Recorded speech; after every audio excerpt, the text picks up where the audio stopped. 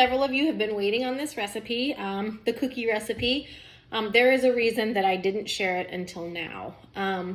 So whenever we're starting a new diet, I hate that word, but whenever we're starting like a new nutrition plan, this is supposed to be a lifestyle change, right? So it's not supposed to be just for 6 weeks or 8 weeks and then back to your old ways, right? We're supposed to learn things and develop a new way of eating, especially with how you guys are doing hand to plate. You're learning portion control, which is really important.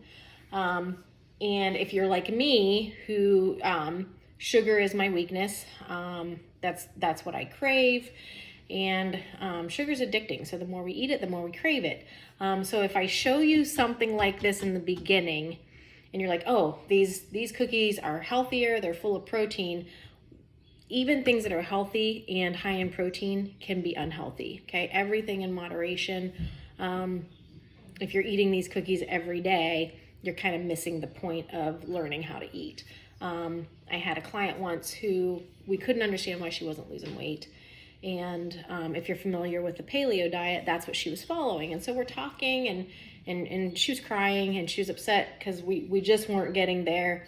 And I said, well, are you following your measurements specifically? And she said, well, no, but I'm following paleo. So it doesn't matter how healthy the diet is, it's still possible to overeat. Okay, so I just need you to remember that when we're talking about these cookies. And if you're gonna make them, that's great.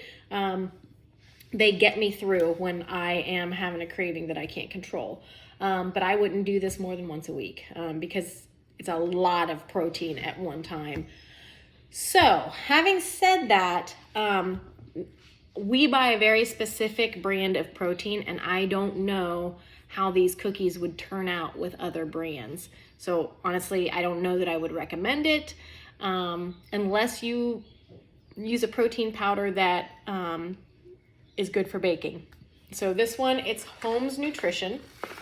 Okay, Holmes Nutrition. It has to be ordered online. It does ship fast, but the catch is it's it's expensive, but the shipping is expensive. So if you were gonna order some, I would say go together with some friends and put in an order together. We have spoken to them about shipping before. Sometimes if you email them or call them, they'll give you a discount on the shipping. And I would, I'd love to say, well, I'm just not gonna order from them anymore, but it's that good. Like it's that good that it's worth it for the shipping, and plus it lasts a while. So my go-tos are vanilla and chocolate. They make all kinds of different flavors, and they're all amazing. So they make Oreos, or I think they call it cookies and cream, but it literally has like Oreo chunks in it. I have been a huge fan of the cake batter. I've used that in a lot of the cookies. And then we've got vanilla cake, which is just like basic vanilla. And then we have the chocolate cake, okay? If you didn't know any better, you would literally think they took like a box of Duncan Hines cake mix and poured it in the bag. It's that good. So that's what I use to make the cookies with. So here's the recipe. I'm gonna give you the base for the recipes, and then you can add whatever you want from there, okay?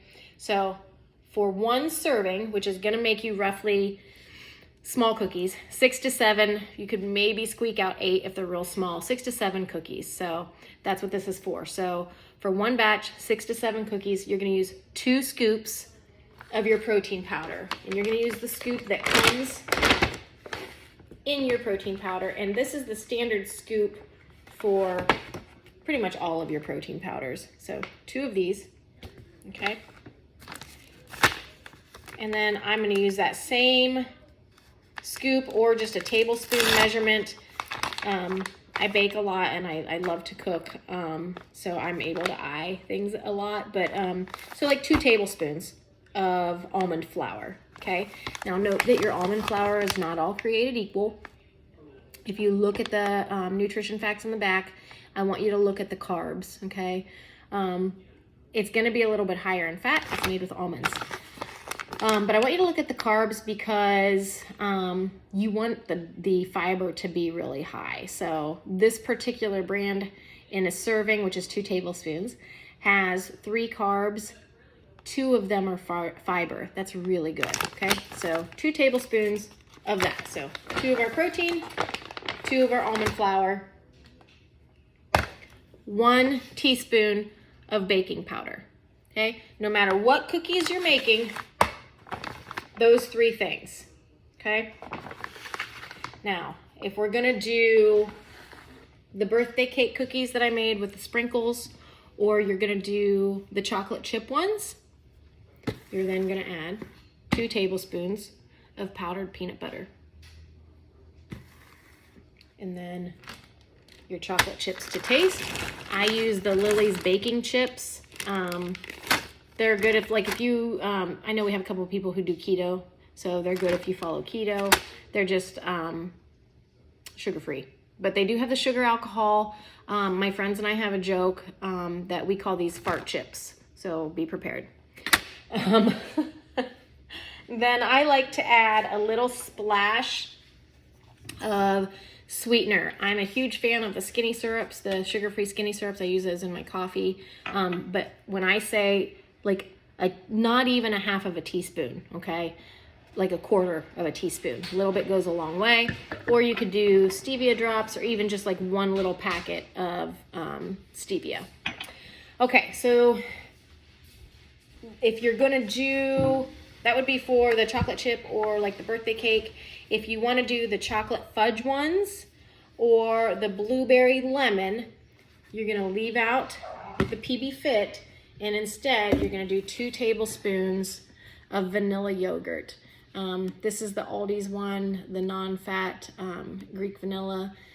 Ken and I are also huge fans of the Too Good brand. It's delicious, and the macronutrients on it are really, really good. So 2 tablespoons of that instead of that PB Fit. Blueberries, lemon extract to taste. Okay, so start with less instead of more, because we can always add more, but once you've added too much, then you're kind of screwed. So mix it all up, whichever type you're making, mix it all up, put it in the freezer, okay? For, I would say, a good hour at least. I like to, before I put it in the freezer, I like to spread mine out on a piece of wax paper or saran wrap, and then I'll roll it and kind of roll it back and forth and make it all even, and then I put it in the freezer. So that way when I take it out of the freezer and I unroll it, I can chop, and all my cookies are going to be the same size. You can use frozen blueberries also. You just have to make sure they're not frozen before you use them, and you have to dry them off so they're not super wet. All right, so from there we're gonna bake at 375. You're gonna start checking on them at about 5 minutes. They're not gonna rise or fall like regular cookies, so they're not gonna spread out a bunch. And in fact, the chocolate chip ones, generally I have to like kind of pat those down. But at 5 minutes, start checking. The ones with the Greek yogurt, they're gonna be really soft. But remember, when you take your cookies out of the oven, they do continue to cook for a little bit. So start checking, like I said, 5 minutes. Every oven is different. And that is the cookie recipe. Let me know if you have any questions.